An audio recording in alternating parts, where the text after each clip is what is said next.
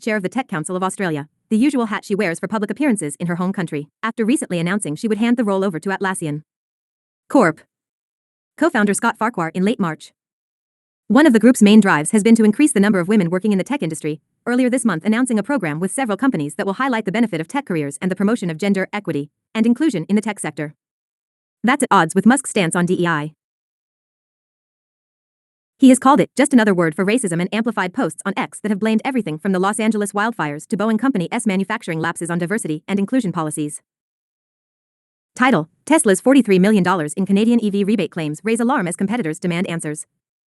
Content: Auto dealers in the Canadian public deserve answers for Tesla's flurry of rebate claims during the final 3 days of Canada's Incentives for Zero-Emission Vehicles program, according to Hugh Williams, Director of Public Affairs for the Canadian Automobile Dealers Association, CADA.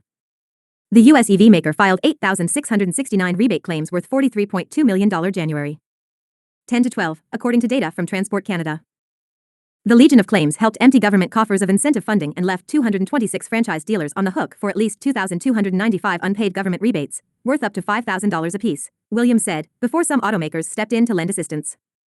Chaotic end to Canada's EV rebate program leaves buyers, dealers in limbo. We don't know the mechanics. We don't know if there's malfeasance. We don't know if somebody was tipped off. We don't know if it's gaming the system. But we do know that there's nothing normal about that amount of claims over that short a period of time. Tesla did not respond to request for comment. The automaker's weekend filing frenzy, first reported by the Toronto Star, kicked off Jan. 10, when Transport Canada warned stakeholders that the IZEV program was running low on funding and likely to conclude sooner than its expected March 31st endpoint.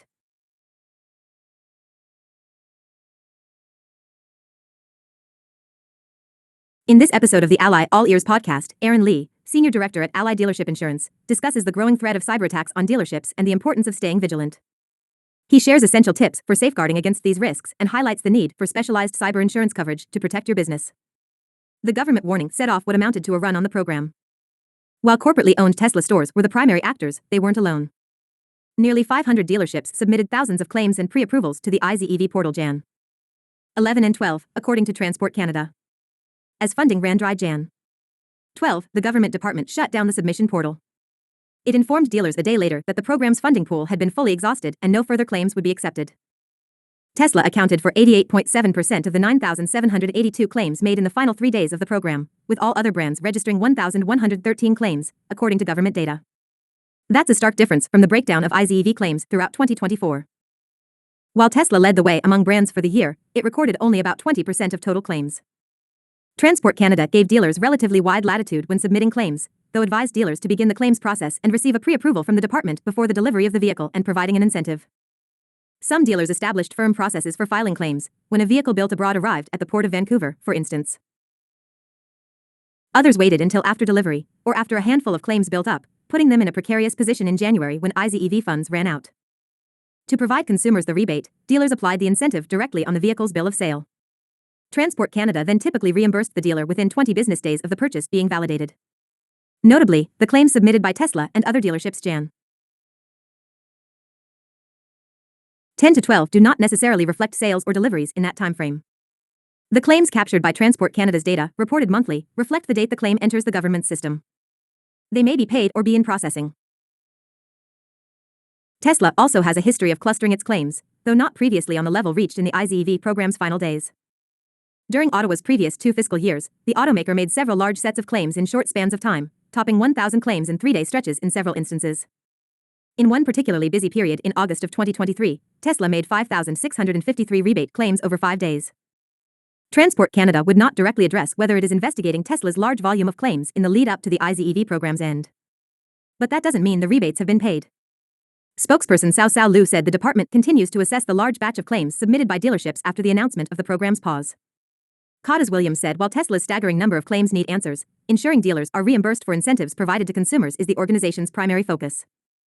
Several dealers are out hundreds of thousands of dollars, he added, putting local jobs on the line. In the past 2 months, Transport Canada has softened its stance on reimbursing dealers who sold rebated vehicles to consumers but did not file the paperwork in time.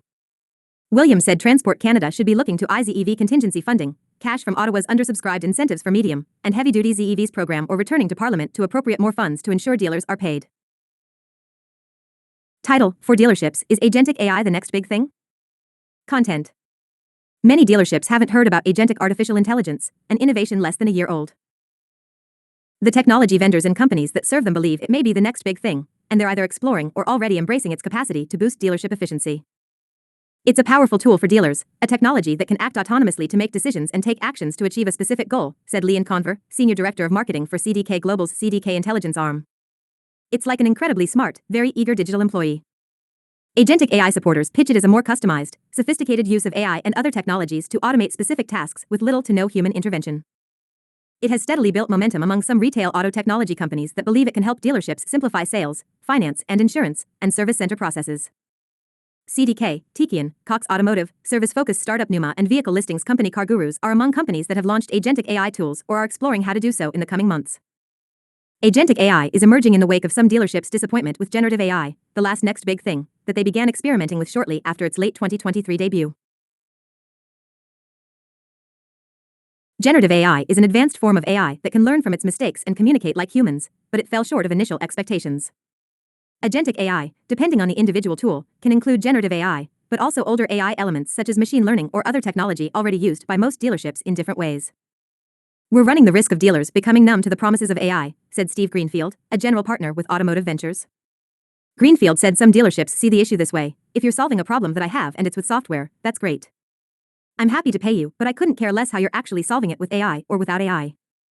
In this episode of the Ally All Ears podcast, Aaron Lee, Senior Director at Ally Dealership Insurance, discusses the growing threat of cyberattacks on dealerships and the importance of staying vigilant. He shares essential tips for safeguarding against these risks and highlights the need for specialized cyber insurance coverage to protect your business. Ben Flushberg, Chief Data Officer at Cox Automotive, defines agentic AI as where you get to create an application that allows the AI to plan, reason, use tools and execute tasks. Conver describes it as the third wave of AI. The first, she said, was machine learning and data analysis to predict behavior. The second was generative AI, which, when prompted, can respond with information-generating content. Agentic AI brings more autonomous capabilities built multiple ways. Conver said it can include various forms of AI and other technologies depending on the function for which it is built. It's proactive versus reactive, the latter of which we've had before, Conver said. It can adapt more than other technologies. Matt Quinn, Chief Technology Officer for CarGurus, agreed. He frames agentic AI as a more sophisticated use of AI technology because it laces together multiple elements more cohesively than previously used on their own.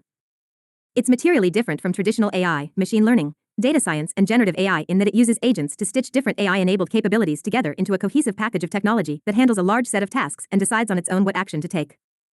Quinn said. Tikian and Numa are among companies already embracing agentic AI. Tikian announced on March 18 the launch of its Tikian AI Agent for Service, which is designed to automate tasks such as identifying necessary vehicle repairs, initiating approvals, and coordinating next steps. Tikian promises it is the first of a number of agentic AI tools coming.